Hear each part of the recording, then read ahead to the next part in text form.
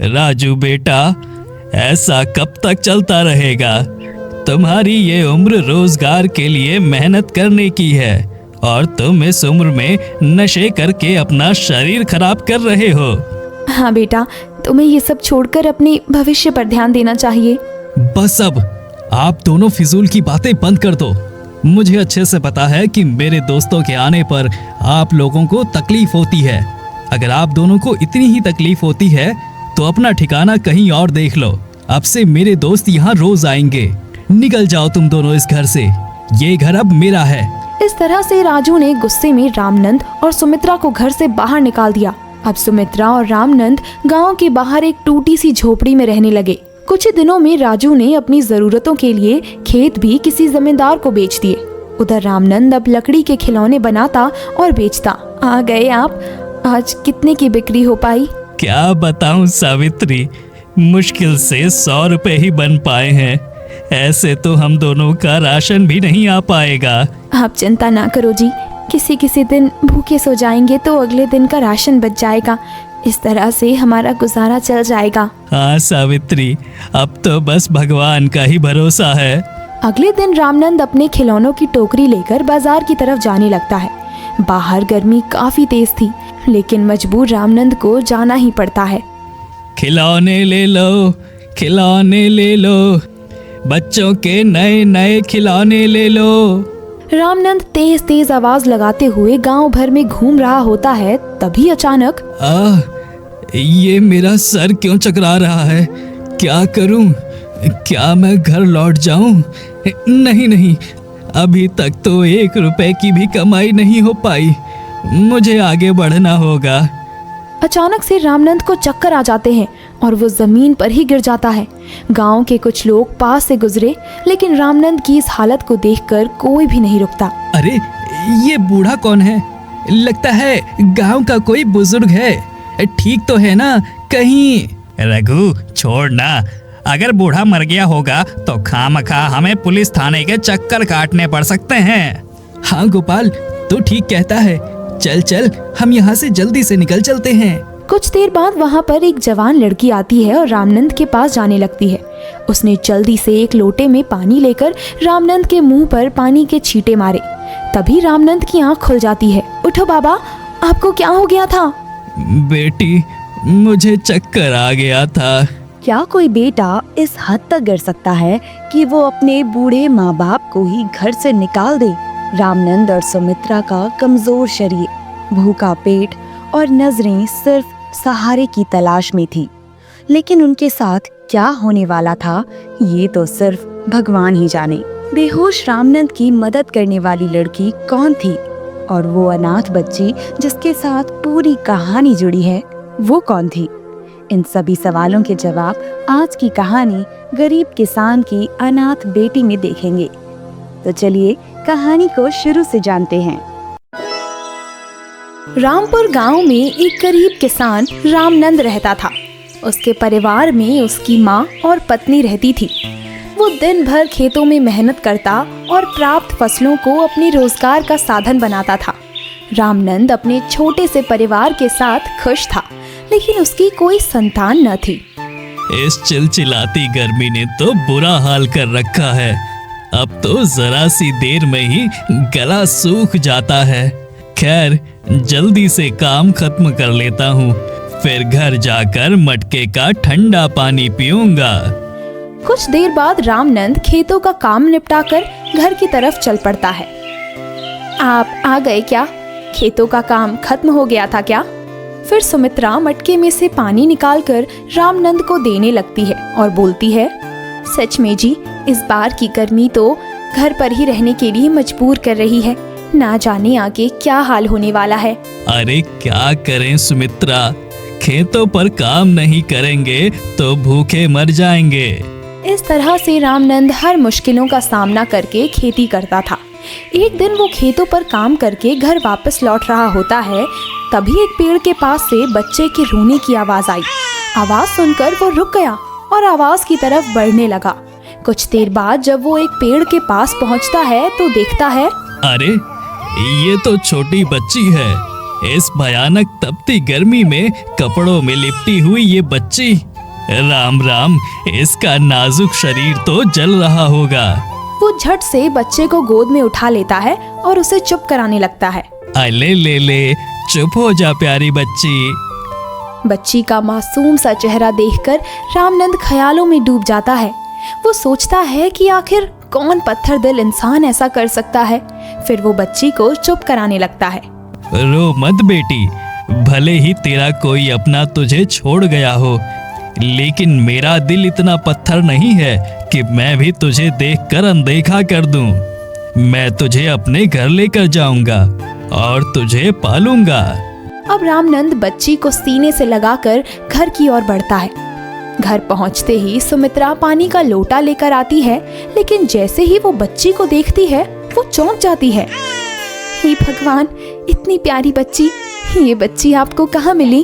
क्या बताऊं सावित्री, मुझे तो उस इंसान पर गुस्सा आ रहा है जिसने इस प्यारी सी बच्ची को तपती गर्मी में एक पेड़ के नीचे छोड़ दिया। क्या मतलब पेड़ के नीचे? अरे सावित्री, ये बच्ची मुझे हमारे खेत के रास्ते में एक पेड़ के नीचे मिली है। ना जाने कौन इस नाजुक सी बच्ची को वहीं पर छोड़ गया। हे भगवान, कौन था वो बेरहम इंसान जो अपनी बच्ची को ही इस हाल में छोड़ गया? पता नहीं सावित्री, लेकिन अब से इस बच्चे की परवरिश हम ही करेंगे। अब से ये बच्ची हमारी बेटी है। ठीक है जी, लेकिन हम इसका नाम क्या रखेंगे? सावित्री, ये बच्ची तो गुड़िया जैसी खूबसूरत है, तो हम इसका नाम गुड़िया ही रखेंगे। दोनों आपस में बातें कर ही रहे होते हैं, तभी रामनंद की माँ गंगा भी वहाँ पर आ जाती है। बेटा, तुम्हारी संतान नहीं है तो क्या, ये बच्ची भगवान का आशीर्वाद समझो। अब से ये बच्ची हमारे घर की लाडली बनेगी। हाँ माँ, आप ठीक कहती हो। आज से गुड़िया हमारी बेटी है। अब गुड़िया भी रामनंद के परिवार का हिस्सा बन चुकी थी। सुमित्रा को अब गुड़िया के होने से संतान का सुख मिल जाता है। गुड़िया के आने से हमारे घर में खुशियों का माहौल बन गया है। हाँ सावित्री, अब हमारे घर में पहले जैसा सन्नाटा नहीं रहता। अब हमारा घर पूरा लगने लगा है। मुझे लगता है ये बच्ची हमारे जीवन में भगवान का आशीर्वाद बनकर आई है। समय बीतता है और गुड़िया धीरे धीरे बड़ी होने लगती है। गुड़िया अब खिलौनों से खेलती थी। उसकी मासूम हंसी से पूरा घर गूंज उठता था। इस तरह रामनंद, सुमित्रा और गंगा का सूना जीवन अब गुड़िया की किलकारियों से भर चुका था। इस तरह से एक अनाथ बच्ची ने एक छोटे से परिवार को फिर से जीना सिखा दिया था। हाँ गुड़िया, तेरी चोटी बना दूं, फिर कहानी भी सुनाऊंगी। माँ, आज रानी वाली कहानी सुनाना जो जंगल में खो जाती है। ठीक है बेटी, पहले तेरी चोटी तो बना दूं, फिर कहानी सुनाती हूँ। अब सावित्री गुड़िया के बाल बांधते हुए उसे रानी की कहानी सुनाने लगती है। कुछ देर बाद गंगा दादी वहाँ पर आ जाती हैं। गुड़िया बेटी, तुलसी में पानी देने का समय हो चुका है। हाँ दादी, मैं तो कहानी सुनते सुनते भूल ही गई थी कि अभी तुलसी में पानी भी देना है। अब गुड़िया अपनी दादी के साथ तुलसी में पानी देने के लिए जाने लगती है। तुलसी में पानी देने के बाद दादी तुलसी के हाथ जोड़ने लगती है। तभी अपनी दादी को देखकर गुड़िया भी तुलसी के हाथ जोड़ने लगती है। कुछ देर बाद, दादी, हम तुलसी में पानी चढ़ाकर इनका हाथ क्यों जोड़ते हैं? मेरी प्यारी बेटी, जिस तरह से सभी लोग भगवान की पूजा करते हैं, उसी तरह से ये तुलसी भी हम सभी के लिए देवी माँ का स्वरूप है। इसलिए हम इसे रोज पानी देते हैं और हाथ जोड़कर इसकी पूजा करते हैं। लेकिन दादी, हम भगवान की पूजा क्यों करते हैं? ऐसा करने से क्या होता है? बेटी, हम भगवान की पूजा इसलिए करते हैं ताकि हमारे जीवन में सुख और शांति बने रहे। अगर कोई सच्चे मन से भगवान से प्रार्थना करता है तो उसकी हर मांग पूरी होती है। अच्छा दादी, अगर मैं देवी माँ से अपने छोटे भाई की मांग करूं तो क्या मुझे छोटा भाई मिल जाएगा?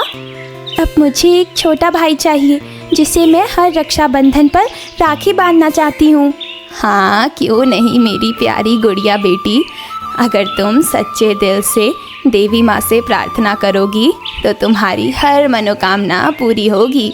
अच्छा दादी, मैं तो छोटी बच्ची हूँ, तो क्या देवी माँ मेरी मनोकामना पूरी करेंगी? हाँ क्यों नहीं पगली, देवी माँ तो मासूम बच्चों की मनोकामना जल्दी से पूरी करती है। ठीक है दादी, फिर तो मैं रोज देवी माँ से एक छोटा भाई मांगूंगी।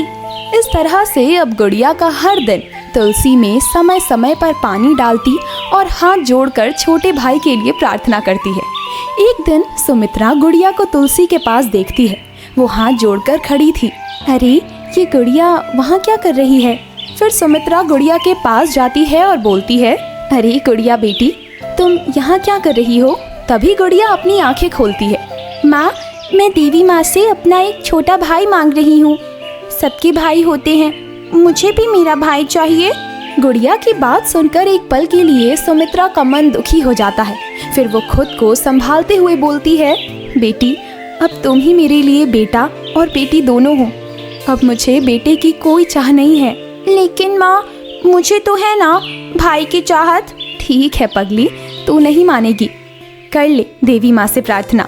इस तरह से एक मासूम सी बच्ची हर दिन अपने भाई के लिए प्रार्थना करती थी। बीतते वक्त के साथ गुड़िया बड़ी हो जाती है।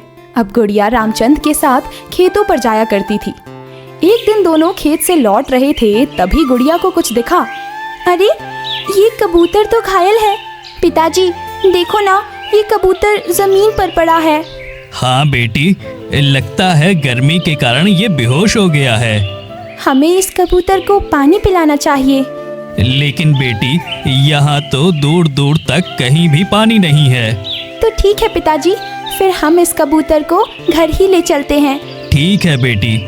अब गुड़िया उस कबूतर को अपने घर ले जाती है और पानी पिला देती है। कुछ देर बाद वो कबूतर उड़ जाता है। वाह गुड़िया बेटी, तू तो बड़ी दयालु निकली। हमेशा ऐसे ही दूसरों की भलाई करना।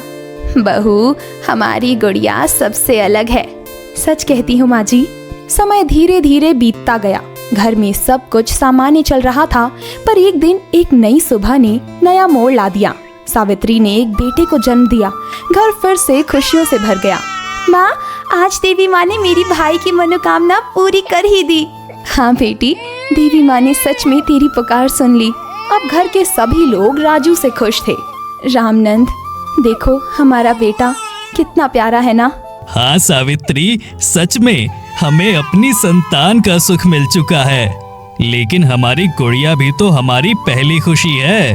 हाँ जी, गुड़िया की प्रार्थना की वजह से ही आज हमने अपने राजू को पाया है। दोनों आपस में बात कर रहे होते हैं कि तभी गुड़िया भी वहाँ पर आ जाती है। माँ, अब तो मैं राजू भाई के साथ खेला करूँगी। हाँ बेटी जरूर, लेकिन अभी राजू बहुत छोटा है, इसलिए जब बड़ा हो जाएगा तब तुम राजू के साथ खेल लेना। धीरे धीरे दिन बीतते गए। राजू भी धीरे धीरे बड़ा होने लगा। राजू के होते हुए भी सावित्री और रामनंद दोनों गुड़िया को सबसे ज्यादा प्यार करते थे। एक दिन सावित्री के घर उसकी बहन मिलने आती है। राजू के पैदा होने पर विमला उसे देखने आई थी। अरे दीदी, आप तो कल ही आने वाली थी, फिर क्या हो गया? क्या करूं सावित्री, घर से फुर्सत नहीं मिल पाती। अब तो सारे काम निपटा कर ही आई हूँ। कुछ दिन आराम से तुम्हारे पास रहूंगी। अच्छा, राजू बेटा कहाँ है? अभी तो सोया हुआ है, थोड़ी देर बाद उसे खिला लेना। ठीक है सावित्री, और घर में सब ठीक है ना?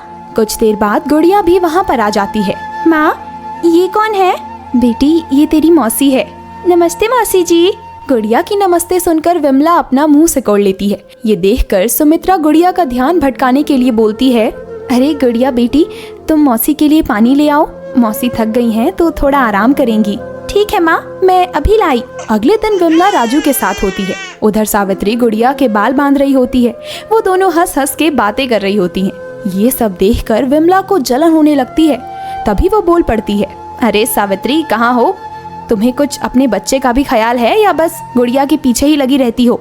बस अभी आई दीदी, जरा गुड़िया के बाल ठीक कर रही थी। फिर सावित्री राजू के पास आकर उसे दूध पिलाने लगती है। कुछ देर बाद रामनंद खेतों से घर लौटता है। अरे गुड़िया बेटी, कहाँ हो तुम? जरा मटके का एक गिलास ठंडा पानी तो लाना। जी पिताजी, अभी लाई। अब गुड़िया रामनंद को पानी का गिलास देने लगती है।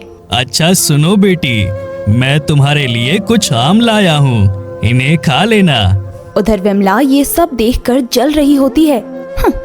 इस अनाथ को तो पूरा परिवार ही प्यार करता है, राजू बेटे से तो कोई भी इतना प्यार नहीं करता। शायद इन लोगों को नहीं पता कि एक दिन वही राजू इनके बुढ़ापे का सहारा बनेगा। इस गुड़िया का क्या है, अनाथ है और एक दिन शादी के बाद इन लोगों के लिए भी बेगानी ही बन जाएगी। इस तरह से गुड़िया के प्रति घर के लोगों का प्रेम देखकर विमला के दिमाग में कई तरह की बातें चलने लगती हैं।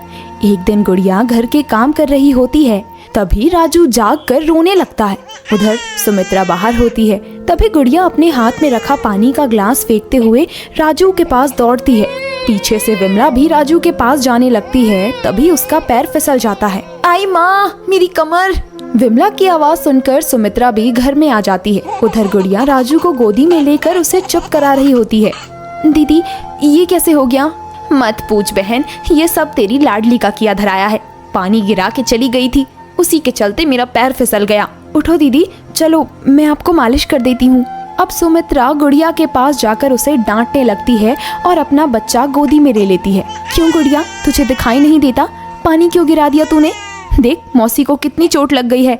मुझे माफ कर दो माँ, राजू अचानक से रोने लगा था, उसी हड़बड़ी में पानी का ग्लास मुझसे गिर गया था। बस अब चुप कर, तेरे चोट लगी होती ना तो पता चलता, अनाथ कहीं की। सावित्री की बात सुनकर गुड़िया दुखी हो जाती है और रोने लगती है। उधर विमला के चेहरे पर एक राज भरी मुस्कान दिखाई पड़ती है। रहने दे सावित्री, इसमें अगर जरा भी अक्ल होती तो पानी क्यों गिराती? तू तो बस मेरी कमर की मालिश कर दे। आई माँ, बहुत तेज दर्द हो रहा है। अगले दिन विमला और सुमित्रा एक साथ बैठकर कुछ बातें कर रही होती हैं। देख बहन, मैं तेरे भले के बारे में ही सोचती हूँ, इसलिए पहले ही समझा रही हूँ। इस गुड़िया के चक्कर में राजू को मत भूल जाना।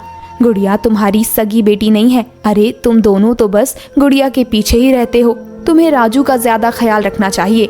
हाँ दीदी, आप ठीक कहती हो, आज से मैं अपने बेटे का ज्यादा ख्याल रखूंगी। इस तरह से गुड़िया के प्रति सुमित्रा का व्यवहार धीरे धीरे बदलने लगता है। गुड़िया को महसूस होने लगा कि माँ का प्यार अब पहले जैसा नहीं रहा।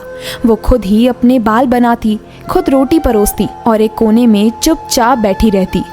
मुझे ऐसा क्यों लगता है कि माँ मुझसे पहले जैसा प्यार नहीं करती? गुड़िया बेटी, आज तूने फिर से अपने बाल खुद ही बांधे? हाँ पिताजी, वो माँ राजू को नहला रही थी। रामनंद को ये सब खटकने लगा। गुड़िया की चुप्पी उसके दिल में चुभने लगी। वो सुमित्रा के पास गया। सावित्री, ये सब क्या है? आजकल तुम गुड़िया का जरा भी ख्याल नहीं रखती। तो मैं क्या करूँ जी, राजू भी तो छोटा है, उसे भी देखना पड़ता है। हाँ मुझे पता है, तुम्हें राजू को भी देखना पड़ता है, लेकिन गुड़िया के साथ अचानक से ऐसा व्यवहार ठीक नहीं है। वो भी हमारी बेटी है। हाँ, वो भी हमारी बेटी है, लेकिन हमारा उससे खून का रिश्ता नहीं है। तभी विमला भी वहाँ पर आ जाती है। रामनंद जी, मेरी बहन ठीक कहती है, आखिर गुड़िया एक अनाथ बच्ची है। आप लोगों को राजू पर ज्यादा ध्यान देना चाहिए। यहाँ पर गुड़िया के बारे में बातें चल रही होती हैं और दूसरी तरफ गुड़िया बाहर से सब सुन रही होती है। इस बार की बातें गुड़िया के दिल में चुभ गई और वो बिना किसी से कुछ कहे घर छोड़कर चली गई। कुछ देर बाद घर के सभी लोग गुड़िया को ढूंढने लगते हैं। खासकर रामनंद को गुड़िया की सबसे ज्यादा फिक्र हो रही होती है। वो जंगल, खेत और हर जगह गुड़िया को ढूंढने की कोशिश करता है, लेकिन गुड़िया कहीं भी नहीं मिलती। वक्त तेजी से बढ़ने लगा। राजू अब किशोर से जवान हो चला था, लेकिन उसकी चाल ढाल, बोलचाल और संगत सब बदल गए थे। अब वो हर जगह खुद की मनमर्जी चलाता। सुनो जी, राजू अब रोज देर रात से आता है और उसके कपड़ों से शराब की बदबू आती है। मैं तो समझा समझा कर हार गया सावित्री, लेकिन राजू मेरी एक भी नहीं सुनता। राजू अब रोज घर से पैसे मांगता और ना मिलने पर गुस्से से भर जाता। पिताजी, आपने मेरे लिए आज तक कुछ भी नहीं किया। मेरी जरूरतें भी पूरी नहीं कर सकते तो मुझे पैदा ही क्यों किया था? मुझे अभी पैसे चाहिए, वरना देख लेना। बेटा, तेरे पिताजी बड़ी मुश्किल से खर्चे भर पैसा इकट्ठा कर पाते हैं, ऐसे में हम इतना पैसा कहाँ से लाएंगे? तुम झूठ बोलती हो माँ, मैं सब जानता हूँ। आप दोनों ने पैसे जमा कर रखे हैं। इस तरह से राजू अपने माँ पिताजी के साथ जबरदस्ती करता था। एक दिन राजू ने सारी हद पार कर दी। गंगा दादी घर के अंदर पूजा कर रही होती है, तभी राजू अपने दोस्तों को लेकर घर आया। चलो यार, आज यहीं बैठते हैं। अपने घर में तो मस्त माहौल बनेगा। राजू, ये घर है, शराब का अड्डा नहीं। चुप कर बुढ़िया, तू दूसरे कमरे में चली जा। अब राजू गंगा दादी को पकड़कर दूसरे कमरे में धकेलकर दरवाजा बंद कर देता है। फिर राजू और उसके सभी दोस्त शराब पीने लगते हैं। उधर बाहर खड़ी सुमित्रा आज राजू की इस हरकत को देखते हुए पछतावा करती है।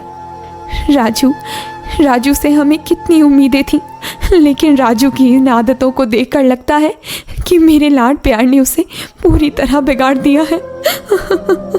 कुछ देर बाद रामनंद भी वहाँ पर आ जाता है।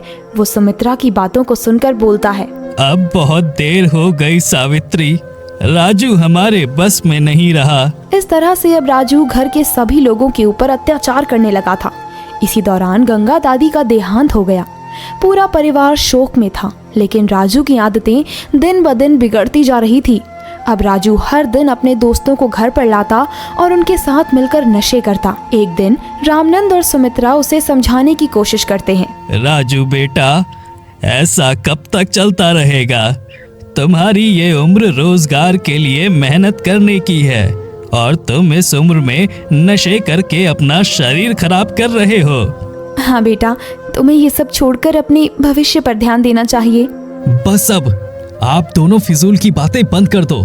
मुझे अच्छे से पता है कि मेरे दोस्तों के आने पर आप लोगों को तकलीफ होती है। अगर आप दोनों को इतनी ही तकलीफ होती है तो अपना ठिकाना कहीं और देख लो। अब से मेरे दोस्त यहाँ रोज आएंगे। निकल जाओ तुम दोनों इस घर से, ये घर अब मेरा है। इस तरह से राजू ने गुस्से में रामनंद और सुमित्रा को घर से बाहर निकाल दिया। अब सुमित्रा और रामनंद गांव के बाहर एक टूटी सी झोपड़ी में रहने लगे। कुछ ही दिनों में राजू ने अपनी जरूरतों के लिए खेत भी किसी जमींदार को बेच दिए। उधर रामनंद अब लकड़ी के खिलौने बनाता और बेचता। आ गए आप, आज कितने की बिक्री हो पाई? क्या बताऊं सावित्री, मुश्किल से 100 रुपए ही बन पाए हैं।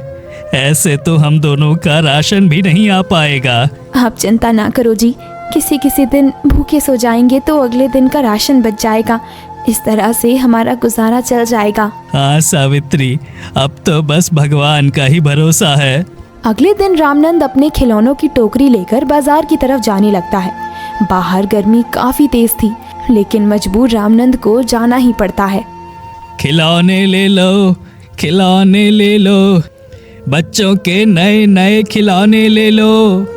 रामनंद तेज तेज आवाज लगाते हुए गांव भर में घूम रहा होता है। तभी अचानक ये मेरा सर क्यों चकरा रहा है? क्या करूं? क्या मैं घर लौट जाऊं? नहीं, अभी तक तो 1 रुपए की भी कमाई नहीं हो पाई। मुझे आगे बढ़ना होगा। अचानक से रामनंद को चक्कर आ जाते हैं और वो जमीन पर ही गिर जाता है। गांव के कुछ लोग पास से गुजरे, लेकिन रामनंद की इस हालत को देखकर कोई भी नहीं रुकता। अरे ये बूढ़ा कौन है? लगता है गांव का कोई बुजुर्ग है। ठीक तो है ना? कहीं रघु छोड़ ना, अगर बूढ़ा मर गया होगा तो खामखा हमें पुलिस थाने के चक्कर काटने पड़ सकते हैं। हाँ गोपाल, तू ठीक कहता है। चल हम यहाँ से जल्दी से निकल चलते हैं। कुछ देर बाद वहाँ पर एक जवान लड़की आती है और रामनंद के पास जाने लगती है। उसने जल्दी से एक लोटे में पानी लेकर रामनंद के मुंह पर पानी के छींटे मारे। तभी रामनंद की आंख खुल जाती है। उठो बाबा, आपको क्या हो गया था? बेटी, मुझे चक्कर आ गया था। फिर उस लड़की ने रामनंद को पानी पिलाया और उसका माथा पोंछा। कुछ देर बाद रामनंद ठीक हो गया। तू कौन है बेटी? बाबा, मैं यहीं कुछ दूर आगे ही रहती हूँ। मेरा कोई अपना नहीं है। लेकिन आप यहाँ कहाँ जा रहे थे? बेटी, मैं पास के गांव में ही रहता हूँ। मेरे साथ मेरी पत्नी भी रहती है।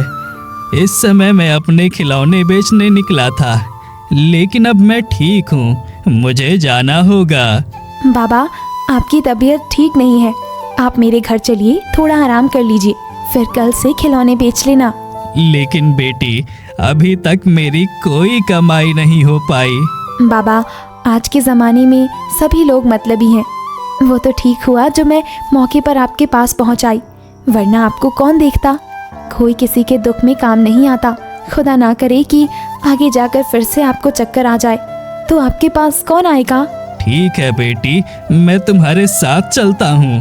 अब वो लड़की रामनंद को अपने घर पर ले जाती है। फिर वो दोनों आपस में बातें करने लगते हैं। कुछ देर बाद वो लड़की बोलती है, बाबा, आप और अम्मा इस उम्र में अकेले रहते हैं? क्या आप दोनों मेरे साथ रहोगे? बेटी, हमें हमारी औलाद ने ही घर से बाहर निकाल दिया, अब दूसरों पर क्या भरोसा करना। बाबा, हर कोई एक जैसा नहीं होता। जो आपके दर्द को समझे, जरूरी नहीं कि वो आपकी औलाद ही हो। उस लड़की की बात सुनकर रामनंद की आंखों से आंसू बहने लगते हैं। फिर वो लड़की रामनंद को समझाती है, बाबा आप रोते क्यों हो? दुनिया में हर अच्छे इंसान का कोई ना कोई सहारा जरूर होता है। हो सकता है वो आप दोनों का सहारा मैं बन जाऊं। अब वो लड़की सुमित्रा और रामनंद को अपने घर ले आती है। अब उन दोनों को एक अनजान लड़की के रूप में सहारा मिल चुका था। सुमित्रा रामनंद के साथ खिलौने और शिल्प औजार बेचने लगी। एक दिन रामनंद और वो लड़की दोनों एक साथ खिलौने बेचने जा रहे होते हैं। तभी रास्ते में कपड़े में लिपटा एक बच्चा दिखाई देता है। वो बच्चा जोर जोर से रो रहा होता है। तभी एक औरत वहाँ पर आकर उस बच्चे को सीने से लगा लेती है। ये सब देखकर रामनंद भावुक हो जाता है और उसकी आंखें भर जाती हैं। फिर वो लड़की रामनंद से बोलती है, बाबा क्या हुआ? आप ठीक तो है ना? कुछ नहीं बेटी, बस किसी की याद आ गई थी। अच्छा चलो, हमें बाजार जल्दी पहुंचना होगा। कुछ देर बाद वो दोनों बाजार चले जाते हैं। फिर शाम होते होते वो घर लौट आते हैं। अब वो लड़की एक बार फिर से रामनंद से पूछती है, बाबा आप उस बच्चे की रोने की आवाज़ सुनकर रोने क्यों लगे थे? आपको किसी की याद आ गई थी? बेटी, जैसे वो बच्चा रो रहा था, एक बार मुझे भी ऐसे ही रोती हुई बच्ची मिली थी। हमने उसे पाल पोस कर बड़ा कर दिया, लेकिन फिर ना जाने हमारी गुड़िया कहाँ चली गई। अब रामनंद की बात सुनकर उस लड़की का दिल जोरों से धड़कने लगता है और आंखों में आंसू भर जाते हैं, जैसे वो कोई राज जान चुकी हो। फिर वो लड़की रोते हुए बोलती है, पिताजी मैं वही अनाथ गुड़िया हूँ जो एक दिन हम दोनों के साथ रहती थी। गुड़िया की बात सुनकर सुमित्रा की आंखों में भी आंसू आ जाते हैं। क्या तुम सच में मेरी गुड़िया हो? हाँ माँ, मैं वही गुड़िया हूँ। मेरी बच्ची, मुझे माफ कर दे। मैं बड़ी बहन की बातों में आकर कब तुझे भूल गई, मुझे खुद पता नहीं चला। लेकिन आज जब तू मुझे फिर से मिल गई तो मेरी आंखें भर आई। बताना बेटा, तू कहाँ चली गई थी? बेटी हमें माफ कर दे, अब हमारा अपनी औलाद से विश्वास उठ चुका है। अब से हमारा सब कुछ तू ही है। इस तरह सुमित्रा रोते हुए गुड़िया को अपने सीने से लगा लेती है। दोनों जी भर के रोते हैं। उधर रामनंद भी अपनी गुड़िया को पाकर भावुक हो जाता है। अब वो तीनों एक साथ रहने लगे थे।